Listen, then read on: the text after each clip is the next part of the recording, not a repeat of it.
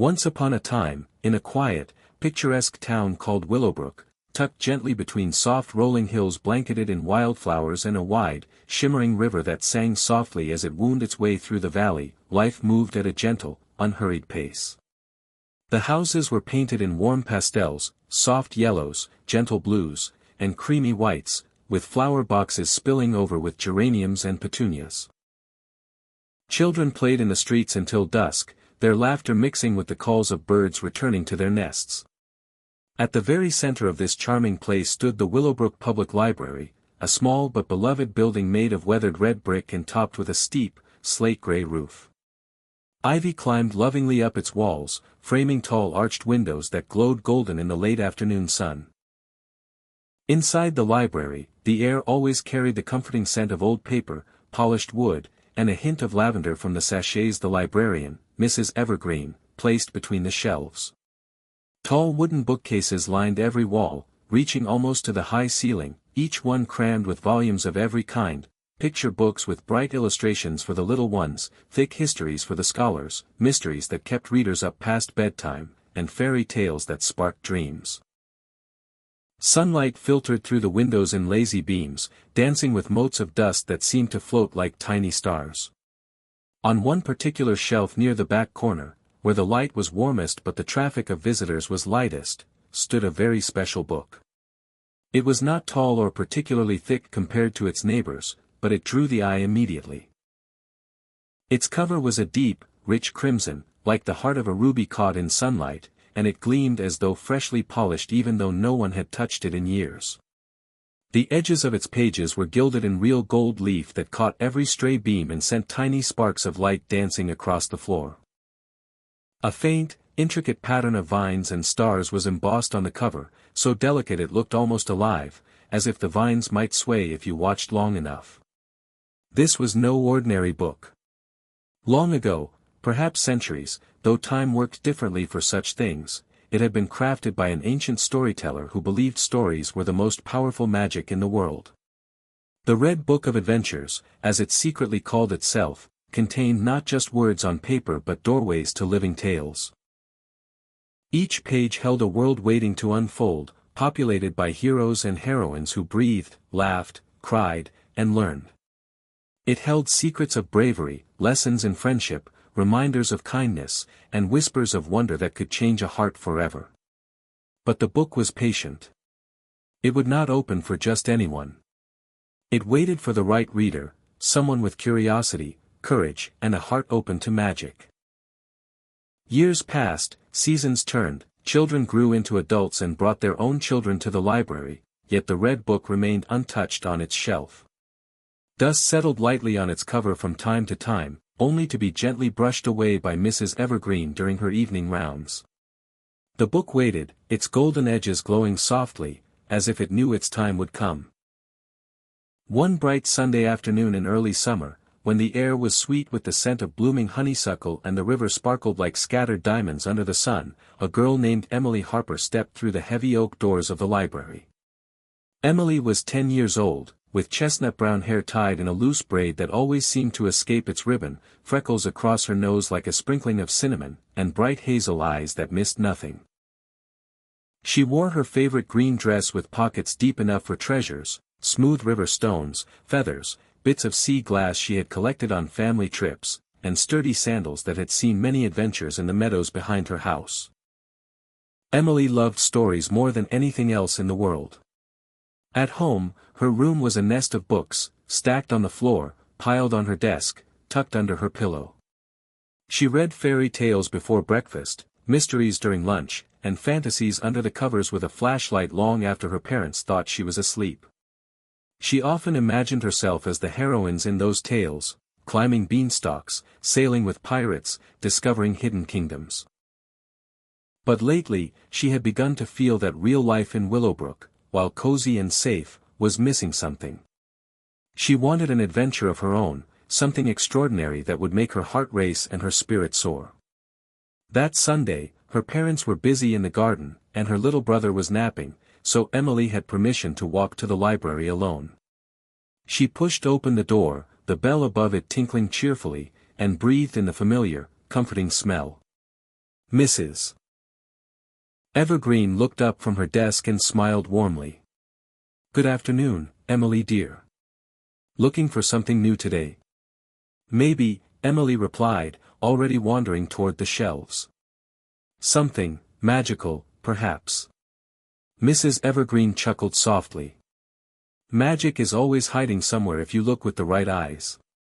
Emily smiled and began her usual ritual, trailing her fingers along the spines, reading titles half aloud, pulling out a book here and there to flip through the pages.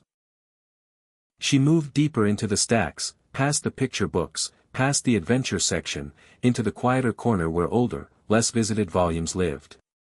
That was when she saw it. The red book seemed to glow even brighter in the slanting afternoon light. Emily stopped, her breath catching.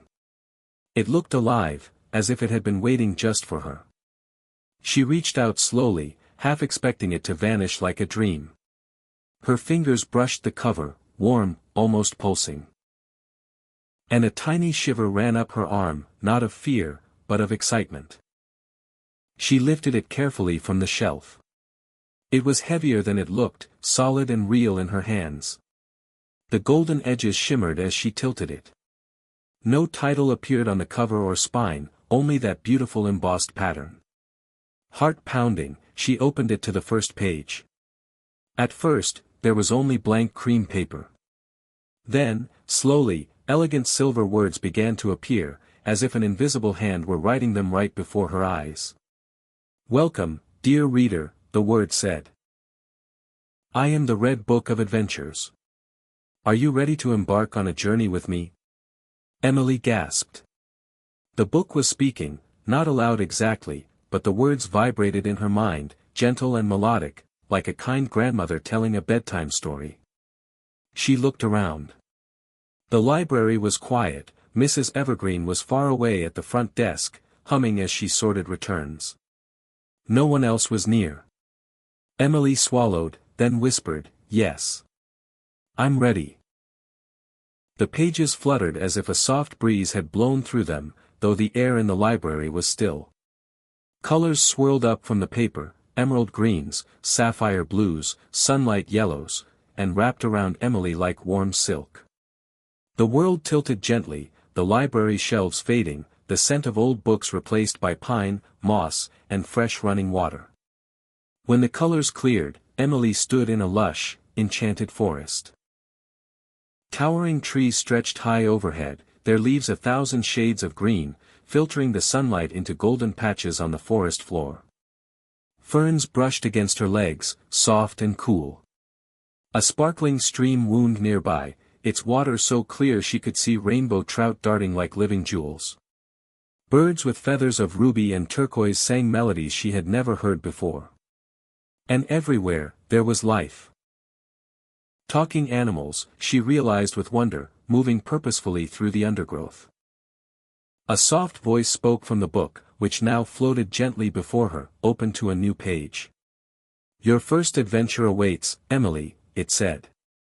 "The animals of this forest have lost their most precious treasures. Each one holds a special story, a lesson waiting to be remembered. Only a kind heart like yours can help them find what was lost. Will you accept this quest?" Emily's eyes widened. This was real. She was inside a story, her story. "Yes," she said firmly. "I will." The book glowed with approval. "Then let us begin." Moments later, a large barn owl glided down from a high branch and landed gracefully on a moss-covered log in front of her. He was old, his feathers a soft silver-gray dappled with white, and his golden eyes were wise and kind. A small pair of spectacles perched on his beak, giving him a scholarly air. "Greetings, young traveler," the owl said in a deep, resonant voice. "I am Oliver, keeper of the forest paths and guide to those who seek with open hearts. The Red Book has chosen well. Come, there is much to do." Emily smiled nervously. "It's nice to meet you, Oliver. Where do we start?" Oliver tilted his head. "With the first lost treasure. Follow me, and listen closely. They set off along a winding path carpeted with fallen petals and soft pine needles. As they walked, Oliver told Emily about the forest and its inhabitants. Long ago, the animals had lived in perfect harmony, each treasuring a special object that represented an important quality: bravery, friendship, kindness, wisdom, hope. But a mischievous wind spirit, jealous of their peace, had swept through one stormy night and scattered the treasures far and wide. Without them, the animals felt incomplete, their stories dimmed. "Our first friend is Nutmeg the squirrel," Oliver explained. "He has lost his golden acorn, the symbol of his bravery. Without it, he hesitates before every leap, afraid to take risks." They soon reached a large oak tree with a hollow at its base. A small red squirrel with a bushy tail paced anxiously in front of it. "Nutmeg!" Oliver called. The squirrel jumped. "Oliver! Did you bring help?" "I did," the owl replied. "This is Emily. She has come from the Red Book to aid us." Nutmeg's bright black eyes studied Emily. "You look kind. Maybe you can find it." "My golden acorn, I buried it near the great oak last autumn, but when I went to check, it was gone. I've searched everywhere, but I'm too scared to go near the thorny thicket where I last saw a strange glow." Emily knelt to his level. "I'll help you look. Can you show me where you last saw it?" Nutmeg nodded eagerly and scampered ahead, leading them to a dense patch of brambles. The thorns were sharp, tangled, and forbidding. Nutmeg stopped at the edge, trembling. "I can't go in there," he whispered. "What if I get stuck? What if something worse happens?" Emily felt a pang of sympathy. She remembered times she had been afraid, climbing the high diving board at the town pool, speaking in front of her class. But she also remembered how good it felt to push past the fear. "I'll go first," she said. "You can follow if you want, or wait here. But I think your acorn is worth being brave for." Taking a deep breath, she stepped carefully into the thicket, parting the branches with her hands. Thorns snagged her dress, but she moved slowly, searching the ground. After a few tense minutes, she spotted a glint of gold half buried under leaves. She reached down and lifted a perfect golden acorn, warm to the touch. "Nutmeg," she called. "I found it." The squirrel dashed in, bolder now, and took the acorn in his paws. As he held it, a soft light spread from the treasure, wrapping around him. He stood taller, his tail fluffing proudly. "Thank you," he said, voice stronger. "I feel brave again." The Red Book, still floating nearby, opened to a new page. Words appeared, the tale of the brave squirrel. It told how Nutmeg had once crossed a raging river on a thin branch to save his family's winter store, earning the golden acorn as a gift from the forest spirit. The story filled Emily's heart with warmth. She understood bravery wasn't the absence of fear, but acting despite it. With Nutmeg beaming beside them, they continued. Next they met Liora, a graceful deer with silver-white fur and liquid brown eyes. She was searching for her silver bell, which she wore around her neck to call friends in times of need. Without it, she felt alone even in a crowd. "I heard it ringing faintly near the whispering caves," Liora said softly, "but the caves are dark, and echoes confuse me. I'm afraid I'll get lost." Emily, Oliver, and Nutmeg followed Liora to the mouth of a limestone cave where cool air drifted out. Inside, the darkness was thick, but tiny glowing mushrooms lined the walls, providing faint light. Emily took Leora's side. "We'll go together. Hold on to me if you need to." Step by step they ventured deeper. The bell's chime echoed, guiding them. At last, in a small chamber, the silver bell lay on a stone ledge, its surface etched with tiny stars. Liora lifted it with her muzzle and shook it gently. The clear, pure note rang out, and light bloomed around her. She looked at Emily with gratitude. "You reminded me that true friends help us find our way even in the dark." The Red Book shared the tale of the friendly deer, a beautiful story of how Liora had once stayed with an injured rabbit through a long winter night, sharing warmth and stories until help came. Friendship, Emily learned, was showing up when it mattered most. The final treasure belonged to the Hopper family, 3 young rabbits and their mother, Clover. They had lost their jewel carrot, a radiant orange gem that symbolized kindness. Without it, their burrow felt cold, their laughter forced. "We think a crow took it to her nest on High Cliff," Clover explained. "But the climb is steep, and we're small. We don't know how to get it back without being seen." Emily looked up at the tall cliff rising above the trees. It was daunting, but she felt stronger with each adventure. "I'll climb," she said. "You can cheer me on from below." With Nutmeg scampering beside her for moral support and Oliver flying overhead to guide, Emily began the ascent. The rock was rough, offering good handholds. Halfway up, wind tugged at her, but she thought of the rabbits waiting and kept going. At the top, in a nest of twigs, the jewel carrot gleamed. A large black crow watched her warily. "I only wanted something shiny," the crow admitted when Emily explained. "But it doesn't belong to me." She offered to trade a shiny river stone from her pocket. The crow agreed, and Emily carefully descended with the carrot. The Hopper family danced with joy when she returned it. The jewel glowed, filling the burrow with warmth. The red book told their tale, how Clover had once shared her last carrot with a starving fox kid, teaching that kindness returns in unexpected ways. As the sun dipped low, painting the forest gold and rose, the animals gathered around Emily. The treasures were restored, the lessons remembered. The forest itself seemed to sigh with contentment. The red book floated close.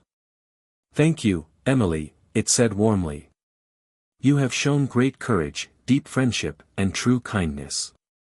These stories' magic now lives within you. Whenever you need adventure or a reminder of these gifts, I will be waiting." The colors swirled again. Emily felt herself lifting, the forest fading, the library returning. She blinked. She was back in the quiet corner, the red book closed in her hands. The golden edges still shimmered, but softer now, content. Emily placed it gently on the shelf, touching the cover one last time.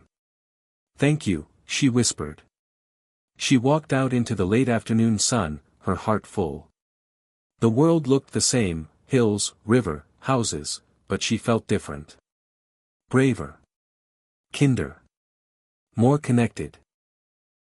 And somewhere, in the heart of the Willowbrook library, the Red Book of Adventures waited patiently once more, its pages ready for the next curious soul who dared to open it and step inside a story. Emily smiled to herself as she headed home. She knew this was only the beginning. Adventures, after all, were waiting everywhere, if you looked with the right eyes.